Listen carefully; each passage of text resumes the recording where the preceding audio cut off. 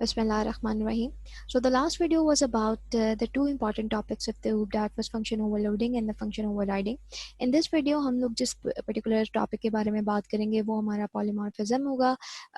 We are going to see more implementation part as in the theoretical part. और जो next हम जिस चीज़ के बारे में देखेंगे we will talk about the virtual functions और फिर उसके बाद हम लोग pure virtual functions के बारे में देखेंगे. ठीक है. सो पॉलीमॉर्फिज्म की बहुत ज़्यादा थ्योरी हम नहीं टच करेंगे, हम इसको ज़्यादातर इम्प्लीमेंटेशन के थ्रू समझेंगे इस टॉपिक को, जो कि ज़्यादा बेहतर है. और पॉलीमॉर्फिज्म के बारे में इतना जानना ज़रूरी है कि ये one of the important feature है हमारी ऑब्जेक्ट ओरिएंटेड प्रोग्रामिंग का. ठीक है. And that particular feature allows our class object कि वो डिफरेंट टाइम्स में, डिफरेंट सिनारियोज में डिफरेंट बिहेवियर जो है वो ऑप्ट कर सके. ठीक है. और अगर आप देखें तो आपका जो वर्ड पॉलीमॉर्फिज्म है वो भी किससे डिराइव्ड हुआ है. यू ऑलरेडी न्यू कि कम्बिनेशन है ग्रीक वर्ड का जिसमें पॉली और मॉर्फ दो डिफरेंट words हैं. ठीक है. that poly and that morph. okay. and the one means which means poly means many and the morph mean forms. तो इसको हम ये कह सकते हैं कि हम किस चीज़ के बारे में बात कर रहे हैं, किसी चीज़ के बारे में जो कि मल्टीपल फॉर्म्स ले सकती है. ठीक है. मल्टीपल शक्ल इख्तियार कर सकती है. सो पॉलीमॉर्फिज्म की जब हम C++ के बारे में बात करते हैं तो हम कहते हैं कि भाई ये एक प्रोग्रामिंग फीचर है. अगेन वही बात I am going to repeat कि किसका प्रोग्रामिंग फीचर है, ऊप का प्रोग्रामिंग फीचर है. क्या अलाउ करता है, ये अलाउ करता है ऑब्जेक्ट को कि वो डिफरेंट कंडीशंस में, डिफरेंट सिनेरियोज में डिफरेंट तरीके से बिहेव कर सके. ओके. जब हम बात करते हैं इसकी थ्योरेटिकल पॉइंट ऑफ व्यू से, जो कि हमने पिछली वीडियो में देखा भी कि हमारे पास पॉलीमॉर्फिज्म के अंदर दो तरह की टाइप्स आ जाती हैं. ठीक है. एक को हम कहते हैं कंपाइल टाइम पॉलीमॉर्फिज्म. ठीक है. और दूसरे को हम कहते हैं रन टाइम पॉलीमॉर्फिज्म. डिफरेंस क्या है इसमें? Definitely when we are going to talk about the terminologies तो हमें पता होना चाहिए कि कंपाइल टाइम पॉलीमॉर्फिज्म ही को हम जो है वो स्टैटिक भी कहते हैं, स्टैटिक बाइंडिंग भी कहते हैं, अर्ली बाइंडिंग भी कहते हैं. और सिमिलरली जो रन टाइम पॉलीमॉर्फिज्म है उसको हम क्या कहते हैं, डायनामिक बाइंडिंग भी कहते हैं, लेट बाइंडिंग भी कहते हैं. And some people also call it the lazy binding. ठीक है. तो डिफरेंट फॉर्म्स लेने का क्या मतलब है? फॉर एग्जांपल हम इसको किसी भी पर्टिकुलर रियल टाइम एग्जांपल के साथ रिलेट कर सकते हैं. If you talk about a human, एक मैन है, तो मैन इटसेल्फ तो एक ह्यूमन बीइंग है, एक मैन है, बट जहाँ पे वो डिफरेंट सिनेरियोज ले रहे हैं, वो घर में एक डिफरेंट रिलेशन से है, वो बाहर जाता है वो एक डिफरेंट रिलेशन से है. फॉर एग्जांपल घर में मे बी वो एक फादर हो, वो एक हस्बैंड हो. ठीक है. ऑफिस में जाएगा तो वो वही मैन जो है वो एक एम्प्लॉय की फॉर्म ले लेगा. ठीक है. And may be in other house और इन सोन हाउस वो एक सन हो या फिर मल्टीपल डिफरेंट रिलेशन हो. ठीक है. सिमिलरली टीचर ले लें तो टीचर जो है एक टीचर एक स्कूल में मल्टीपल सब्जेक्ट पढ़ा सकता है. तो सम टाइम किसी एक पर्टिकुलर सिनेरियो में वो इंग्लिश टीचर हो सकता है, किसी एक पर्टिकुलर सिनेरियो में वो मैथ टीचर हो सकता है. सो हम डिफरेंट पॉलीमॉर्फिज्म को बेसिकली हम दो टाइप्स में डिवाइड करते हैं, कंपाइल टाइम पॉलीमॉर्फिज्म और रन टाइम पॉलीमॉर्फिज्म. तो कंपाइल टाइम पॉलीमॉर्फिज्म की जब हम बात करते हैं तो हम कहते हैं कि ये हम किस तरीके से अचीव कर सकते हैं, by doing operator overloading. Okay. Operator overloading and the other thing is function overloading. ठीक है जी. अच्छा, अब ऑपरेटर ओवरलोडिंग क्या है, we are going to make a different video on this. ठीक है जी, इस ऑपरेटर ओवरलोडिंग में. But if you talk about the function overloading तो आई विल सजेस्ट कि अगर आपको स्टिल इसमें कंफ्यूजन है तो you should watch my the previous video. Okay.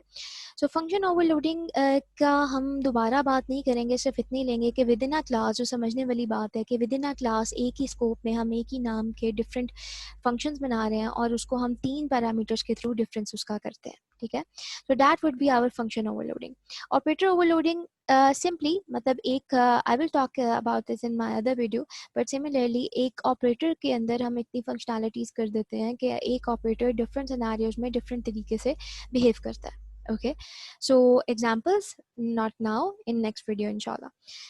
So if we are going talk about the run time polymorphism, तो run time polymorphism जो है वो हम किस तरीके से अचीव कर सकते हैं, by doing function overriding. Okay.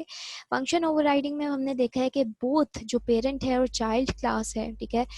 यहाँ पर एक चीज़ जो हमने बात की थी फंक्शन ओवरराइडिंग में, वो आपके पास क्या थी कि somehow I'm doing this thing, ठीक है। इसके अंदर हमारे पास इनहेरिटेंस का टॉपिक आता था, और इनहेरिटेंस में जहाँ इनहेरिटेंस इन्वॉल्व हो रही है वहाँ पे हमारे पास पेरेंट और चाइल्ड का रिलेशन आ रहा है। और पेरेंट और चाइल्ड का रिलेशन हम किस तरीके से करते हैं कि हमारे पास एक ही फंक्शन जो है, सेम फंक्शन बेस क्लास में भी होगा और सेम नेम का function with same number of arguments and kind of same return type में भी हमारे पास ड्राइव क्लास में, चाइल्ड क्लास में भी पाया जाएगा, ठीक है। So somehow we are going to say कि जो ड्राइव क्लास है वो फंक्शन बेस क्लास के फंक्शन को ओवरराइड कर रहा है, ठीक है। अब if again if you have a bit confusion in this particular topic, so I will suggest कि आप प्रीवियस वीडियो को सबसे पहले अंडरस्टैंड करें, ठीक है जी। So all these topics I have already discuss in my previous videos. अब हम बात करते हैं एक पर्टिकुलर एग्जांपल को लेके। Let's just talk about right at a little code, और उसके अंदर हम छोटे थोड़े बहुत जो कॉन्सेप्ट्स हैं वो दोबारा से रिवाइज कर लेंगे, और उस एग्जाम्पल के through we are going to talk about the visual function, very interesting, and then we are going to jump on the pure visual functions, ठीक है। तो यू सी कि मैंने इसको कितने तरतीब से मैं लेकर चले हूँ कि हमने पॉलीमॉर्फिज्म की बात की। पॉलीमॉर्फिज्म में डाइव इन करने से पहले हम ऑलरेडी अपने फंक्शन ओवरलोडिंग के कॉन्सेप्ट को समझ चुके हैं और फंक्शन ओवरराइडिंग के कॉन्सेप्ट को समझ चुके हैं, ठीक है। So if you are going to talk about the polymorphism, तो यहाँ तक वी आर प्रिपेयर्ड कि हमें अगर फंक्शन ओवरलोडिंग के बारे में कहा जाए we can clearly do this, अगर हमें फंक्शन ओवरराइडिंग के बारे में कहा जाए we can clearly do this. So let's just write a little code over here, और with that particular code we are going to understand the concepts of the virtual functions, and then we are going to jump on the pure virtual functions, okay. So I'm just clearing this. So let's just start with our example, and we are going to make a class. Let me just zoom it a bit. Yeah, okay. We are going to make a class जिसको हम नाम दे देते हैं employee का, okay. And inside that employee class हम लोग simply एक अपना public function create करते हैं with the public, और function जो है would be very simple. It is going to get name, and inside the get name function simple cout is enough, that it's going to say endl, and inside that cout simply I am the employee class function, okay. सो हमारी employee class काफ़ी है, ठीक है। Next जो हम class बनाएंगे उसके अंदर आई फॉरगेट द सेमीकोलन, उसके अंदर जो है हम उस एक क्लास बना लेते हैं एम्प्लॉय की type. It's our first class would be the accountant, okay, and that accountant class is going to publicly inherit by the employee class, okay.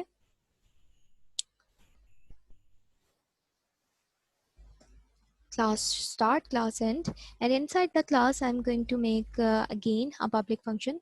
Time save करने के लिए I'm just going to copy it and just paste it, or again इधर I make a spelling mistake, और similarly हम यहाँ पर इसको कर देते हैं, and यहाँ पर it's a employee class, मतलब it is an employee, but लेकिन ये एक specific type है, और ये किसके क्लास का फंक्शन है, अकाउंटेंट क्लास का फंक्शन है, ठीक है जी। Similarly let's just make one more class, and इसको हम सिंपली मैनेजर का नाम दे देते हैं। Manager is going to inherit publicly from the employee, और मैनेजर का भी एक फंक्शन है that is called the get name, and let's just make it manager class function, ठीक है जी। So somehow we can make another class that is called customer, or some more classes as much as you want, but right now I'm just depicting the concept, okay ji। Right now just let's start by making the objects। हमारे पास accountant की class है, accountant class का एक object create कर लेते हैं, then हम manager class का एक object create कर लेते हैं, और we are going to call the get name function with the help of these objects। So call the get name, let's see के क्या print होता है, and with the help of m object we are going to call manager class object, ठीक है जी। So if we are going to run this thing, तो we are going to see कि हमारे पास चलें जी, ओवर हेयर हमने क्या किया जनाब, इसको थोड़ा सा नीचे कर लेते हैं ताकि हम इसको समझ सकें। सबसे पहले हम लोगों ने अपनी अकाउंटेंट क्लास का एक ऑब्जेक्ट क्रिएट किया और मैनेजर क्लास का एक ऑब्जेक्ट क्रिएट किया, and with the help of our accountant class हमने क्या किया, ए ऑब्जेक्ट जो कि अकाउंटेंट क्लास का ऑब्जेक्ट था, हमने गेट नेम को कॉल किया। तो इट्स वेरी ऑब्वियस, क्योंकि ए ऑब्जेक्ट जो है वो अकाउंटेंट क्लास का ऑब्जेक्ट है, तो डेफिनेटली वो गेट नेम कौन से फंक्शन को कॉल करेगा, अपनी क्लास के गेट नेम को कॉल करेगा। So that's why हमें यहाँ पर ये लिखा हुआ नजर आ रहा है, I'm the accountant class function, and then I use the M object, which is basically the object of the manager class, and with the help of that particular object हमने get name के function को call किया, and definitely वो अपनी class के function को call करेगा। that's why हमें यहाँ पर क्या लिखा हुआ नजर आ रहा है, I am the manager class function। ठीक है जी, अच्छा जी, अब यहाँ पर हमने let me clear all this and this particular thing, यहाँ पर हमने एक और चीज़ देखी थी, what else we can do। Definitely हम यहाँ पर अपने ऑब्जेक्ट्स के लिए क्लास के ऑब्जेक्ट्स के तौर पर हम पॉइंटर का भी इस्तेमाल कर सकते हैं। ठीक है, तो बेसिकली आप pointer can also refer to an object of a class, and then the member of an object can be accessed through the pointers और by using the symbol arrow sign. Okay, basically मैं इसको arrow sign बोलती हूँ, but some people are going to call it member access operator, so I'm not going to that theoretical approach. Let's just make things easy. So what if I'm going to make a pointer। Okay, so definitely हम pointer जो है वो अपनी employ की class का बनाते हैं।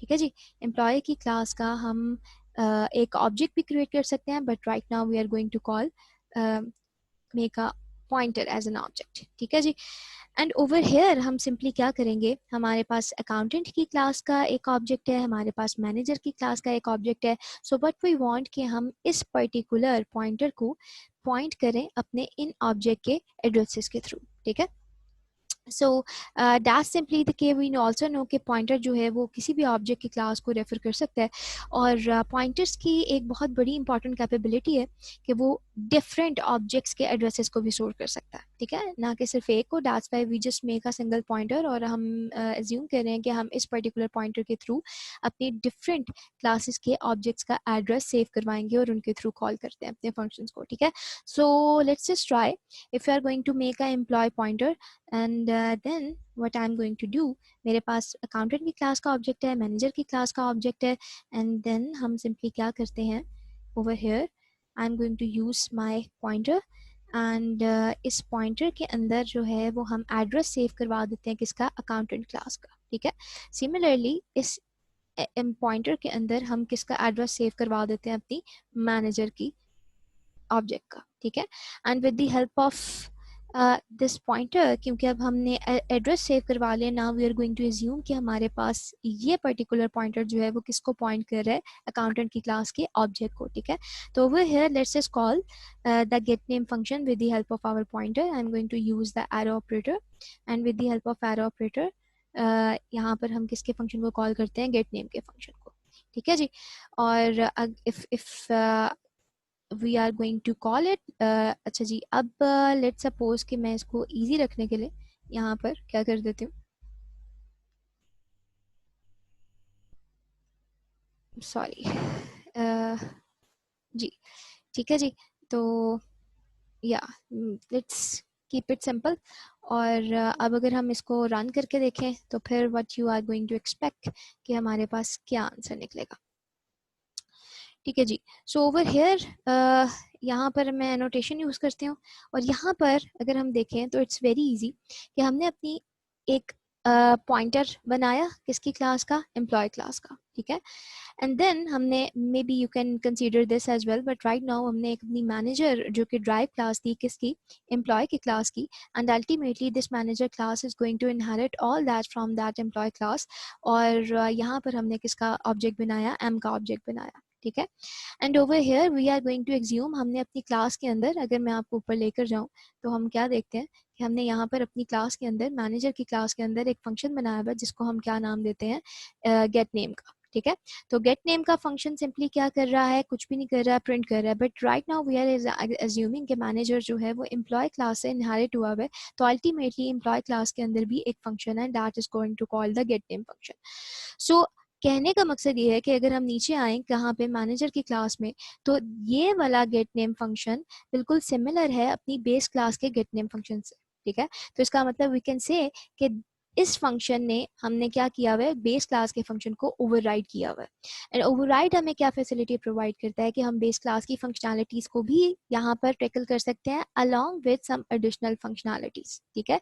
सो by this if we are doing this thing over here, तो इट क्लियरली मीन कि I am going to save over here, मैं अपनी एम क्लास के मैनेजर क्लास के ऑब्जेक्ट को कहाँ पे सेव करवा रही हूँ, अपने का एड्रेस को अपने पॉइंटर में सेव करवा रही हूँ। और in other words I am saying कि मेरा ये पॉइंटर अजम्पशन के तौर पे किसको पॉइंट कर रहा है, मेरे एम क्लास के ऑब्जेक्ट को। तो क्लियरली यहाँ पर उसको कौन सा गेट नेम कॉल करना चाहिए, my updated manager class get name function of course, ठीक है।